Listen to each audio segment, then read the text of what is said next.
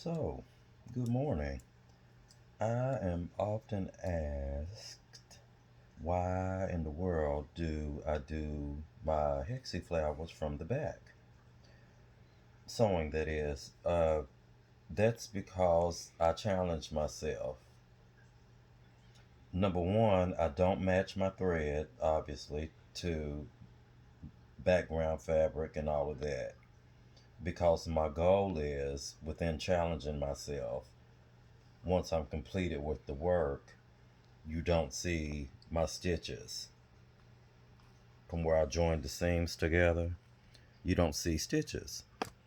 Whereas when you put your hexagons together, right sides together, and you whip stitch that way, you run a greater chance of when you flip your work over of seeing how you joined them together.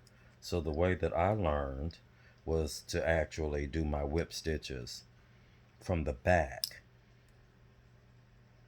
and it takes just a little bit more time, but to me it's worth it because the end result is something that I end up pleased with, because you can't see my stitches. The only stitches I want you to be able to see on the top of the quilt are the quilting stitches. I don't want you to see the stitches where I've actually joined the pieces together. And so I usually do about 3 whip stitches, and then maybe every third stitch or so I do what I call a little kinji knot, which is just to add some stability to help keep your top together, because after all, one day it's probably going to go in the washing machine. So I go ahead and I'll put in a knot. If I'm kind of feeling OCD or some kind of way, I'll actually put 2 knots.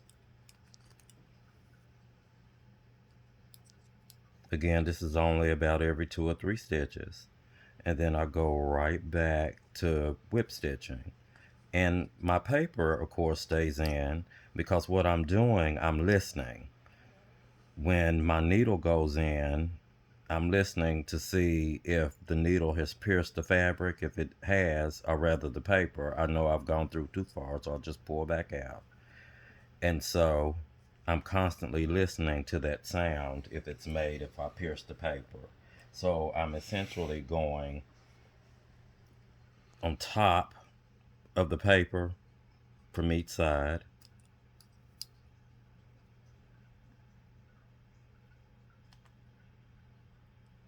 and I do my whip stitches. There again, it takes a little bit of time, but not much, a little bit of extra time.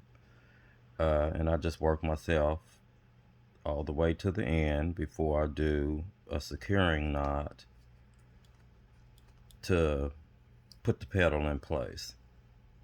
And see, no stitches showing. And it's a system that works for me. Uh, quilters are like snowflakes. People do things different ways. We all have different methods. But this is a method that I particularly like, and it works for me, so I doubt that I'll be changing anytime soon. But for you, you do you. And that's pretty much it.